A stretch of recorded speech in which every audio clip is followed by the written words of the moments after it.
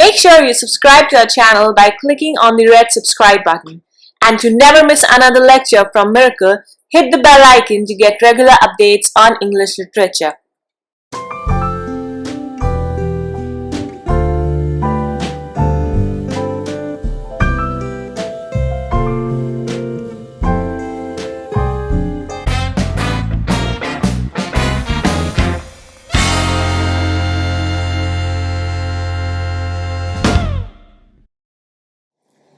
O nymph reserved, while now the bright-haired sun sits in yon western tent, whose cloudy skirts with breed ethereal wove overhang his wavy bed. Hello and welcome to Miracle English Language and Literature Institute. I'm Professor Abha Sharma, and today we are going to take up William Collins' very famous ode to Evening. William Collins, yes, the one who was there during the pre-romantic period. That means he was the forerunner of the romantic period, and he is often paired with Thomas Gray. Along with Gray and Collins, the other pre-romantic poets were Blake, James Thomson, William Cowper, and Robert Burns. Why these people were called as the precursor poets of romantic era? Because these people, they used the language of the new classics, but then their passion was infused along with nature. They were using nature entity in their poem to express the passion, whereas new classics did not use nature at all. Their poetry looked very artificial, and they were mostly men of words like Dryden and Pope. But these people, they reached the common lot because they were expressing the common man's emotion. So these people, they prepared, they were in the transitional period, Gray, Collins and others, they prepared the ground for the romantics to walk in. They laid the carpet, as I always say, and Wordsworth was the first one to walk over that carpet. William Collins was a very sweet poet, and he had that Greek expression of painting the poems. In Ode to Evening, you can visualize each and every image. In the beginning only he says, if aught of autumn stop, or pastoral song may hope chaste Eve to soothe thy modest ear. He says that whenever you hear the flutes, autumn stop, made up of oats, the stop, the holes. Whenever you hear the flute, the sound, you can just imagine that the evening has approached or approaching, because flute is being played to soothe the modest ear of evening. Evening is personified as a maid, as a beautiful maid. Then he says, like thy own solemn springs, thy springs and dying gales. When you come, the calm atmosphere springs up. See, spring is used twice, but the connotation is different in both. In the first one, it means springs. Springs means coming out, spreading. And in the second, it says the springs, the waterfalls have slowed down, and dying gales, the breeze has also slowed down because it is evening time. Then he calls evening as a reserved nymph. Nymph, a beautiful female, and reserved, why? Because there is no hustle bustle like the day. Evening is more calm, soothing, and people like to relax because they are home after a day's work. And the sun sits on the western tent, that is the western horizon. Sun rises up from the east and sets in the west. So it sits, and his skirt is overhanging, cloudy skirt. He says his skirt, his clothes are made up of clouds, and they are ethereal wove.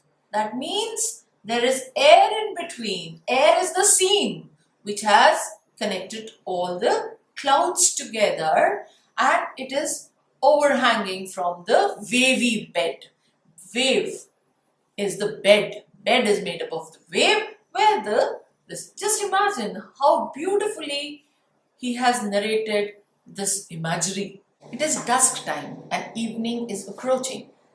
You can only hear the short, shrill shrieks of the bats which are flying on their leathern wing. Leathern means made up of leather, because they're mammals and their forelimbs are modified into wings, and they're blind because they're called as weak-eyed bats. And then you can only see some owls fluttering here and there, because they are the nightly birds, nocturnal birds, because they only fly during the night. And you can hear all the evening songs which are reaching to the dark, deep valleys also. As the music slows down, the fragrant hours begin. That means the flowers bloom. Their fragrance is spread. And when the bud opens, the elves come out. They have been sleeping inside the buds during the day, and now they have come out. You must have read about elves in the fairy tales, mostly written by Enid Blyton. And then he says all the nymphs, they come out at night and they play in the pond, and they all have the sedges, those grasses, as their headband. They wear it like a crown here, and they all play, and they shed the water out of them, which you find in the morning as dewdrops on the grass and the leaves. The poet is returning to his hut, but then it starts raining very heavily, which prevents him from going towards his hut. And then the dewy fingers draw the dusky veil of the evening. That means the veil, the dark veil, is being drawn now, because it's the time of night, late evening. And then he gives the 4 different pictures of evening, of 4 different seasons. During springtime, your head always gets wet while roaming in the evening, because it usually rains in the evening. In summer, the evening comes quite late. Therefore, children love to sport out until it is dark. In autumn, you will find evenings full of dry and pale leaves. But during winter, the evenings are very intense. Even if you wear lots of clothes, the chilly air will tear off all the clothes and will make you shiver.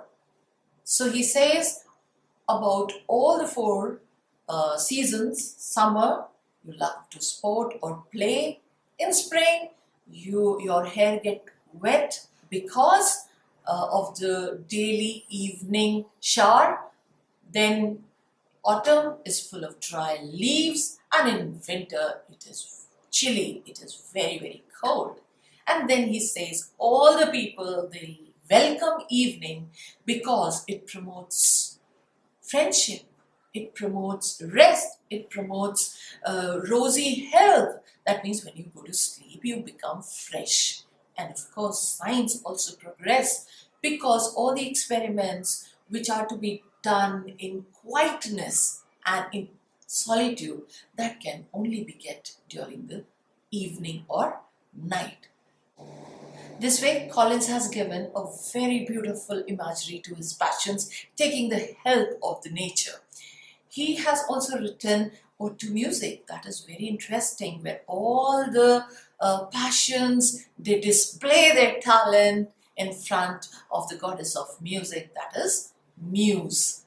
And another one is Ode to Simplicity, which I will be doing soon, where he appeals the people writing in a very tough language, neoclassical way, to slow down and write in a common man's language. Although he himself has written in a very tough language, because he wants to reach to those poets who only valued people using higher poetic diction. Lots of sensuous imagery is there. When you hear the short shriek shrills of the bats, that means sense of hearing, the fragrant hours, sense of smell, the beauty, sense of sight, and even the clothes made up of clouds, sense of touch, because you're getting the touch of the clothes. So this way, it is quite classical as well as romantic in nature. The ode has a metaphor and personification, because evening is personified as a nymph, and metaphorically said that the nymphs, they come and dance, and thus you find the dewdrops in the morning. You can open up the text while listening to this critical appreciation. And if you like my effort, please like, comment, share, and subscribe. Also, explore our website www.miraclewebstore.com. And until I take the next one, keep in touch. Take care. Bye bye.